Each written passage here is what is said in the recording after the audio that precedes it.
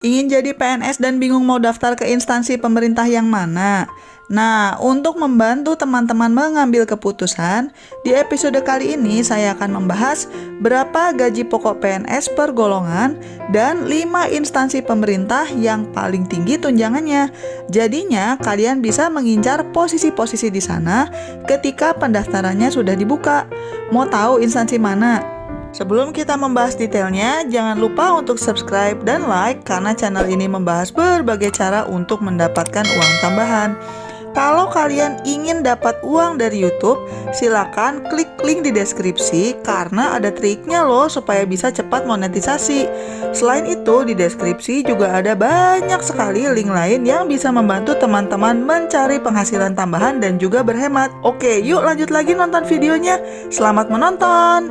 Banyak orang yang bercita-cita untuk jadi PNS dengan alasan ingin pemasukan yang rutin, uang pensiun, dan juga kecil kemungkinan dipecat. Pemasukan PNS itu intinya terdiri dari 2 bagian, yaitu gaji pokok dan tunjangan. Kalau gaji pokok, range gajinya sudah ditetapkan tergantung golongannya. Tapi tunjangan PNS itu berbeda-beda jumlahnya di tiap instansi.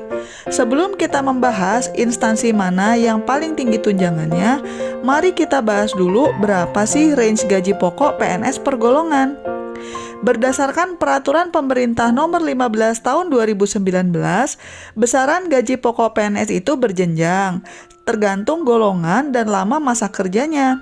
Untuk golongan 1, yaitu lulusan SD dan SMP, range gajinya adalah antara 1,5 sampai 2,6 juta tergantung golongannya.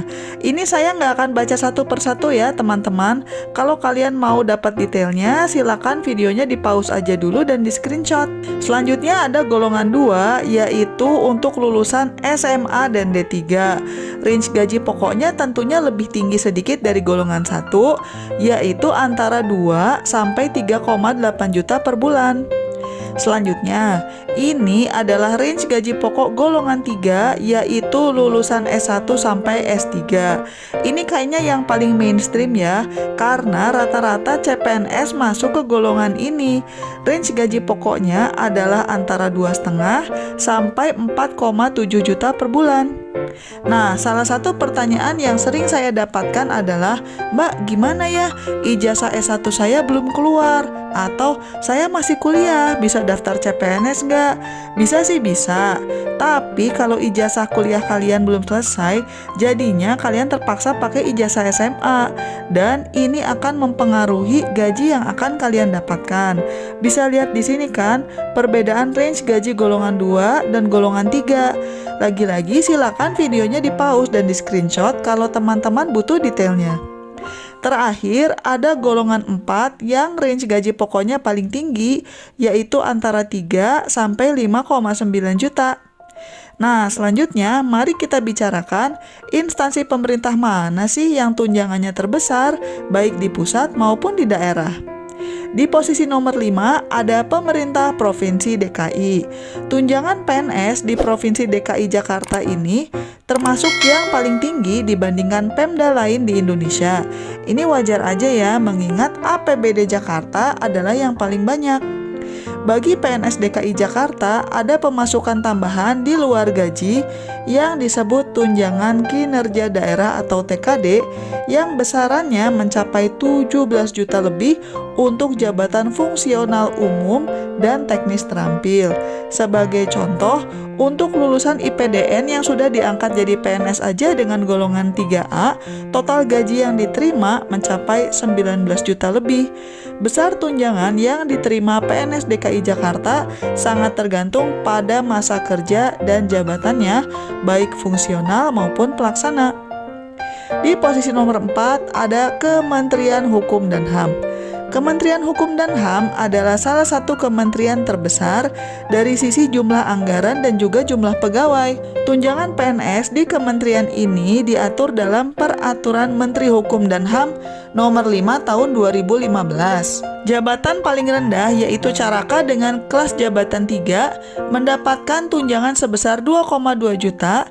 Kemudian jabatan paling tinggi kelas 17 yakni Sekretaris Jenderal, tunjangannya ditetapkan sebesar 27,5 juta. Di posisi nomor 3 ada Badan Pemeriksa Keuangan atau BPK. BPK adalah salah satu instansi pemerintah yang tunjangannya juga lumayan tinggi.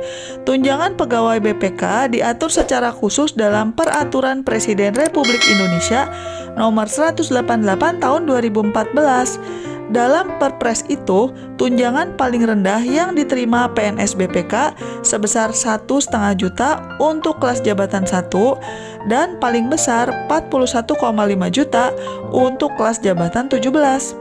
Kenapa tunjangannya relatif tinggi? Ini karena tugas BPK kan sebagai pengawas dari laporan keuangan negara. Selanjutnya, di posisi nomor 2 ada Kementerian Keuangan. Tunjangan Kementerian Keuangan termasuk tinggi dibandingkan instansi lain, meskipun masih kalah besar dengan satu instansi lainnya. Menurut Peraturan Presiden Nomor 156 Tahun 2014, tunjangan terendah di Kementerian Keuangan adalah 2,5 juta untuk kelas jabatan terendah dan bisa mencapai 46 juta lebih untuk kelas jabatan 27. Nggak heran kan, Kementerian Keuangan ini adalah salah satu kementerian yang paling diincar oleh pelamar CPNS. Dan selanjutnya di posisi nomor 1 ada Direktorat Jenderal Pajak. Meskipun masih di bawah naungan Kementerian Keuangan, tunjangan yang diterima PNS di Dirjen Pajak berbeda dengan Kementerian Keuangan. Malah sempat ada wacana supaya Dirjen Pajak dipisah aja jadi kementerian yang berbeda. Selain itu, Dirjen Pajak adalah direktorat dengan jumlah pegawai terbesar dari semua kementerian atau lembaga yang ada di Indonesia. Tunjangan PNS Dirjen Pajak diatur dalam Perpres Nomor 37 Tahun 2015, di mana tunjangan terendahnya ditetapkan sebesar 5,3 juta untuk level jabatan pelaksana, lalu tertingginya sebesar 99,7 juta untuk jabatan tertinggi, yaitu pejabat struktural eselon 1. Demikian guys, range gaji pokok dan instansi pemerintah dengan tunjangan terbesar. Kalau kalian ingin tahu bagaimana cara daftar CPNS online, dokumen yang dibutuhkan, tesnya seperti apa, dan sebagainya, silakan cek playlist CPNS di channel saya, karena saya sudah lumayan sering membuat video-video lain yang terkait dengan CPNS.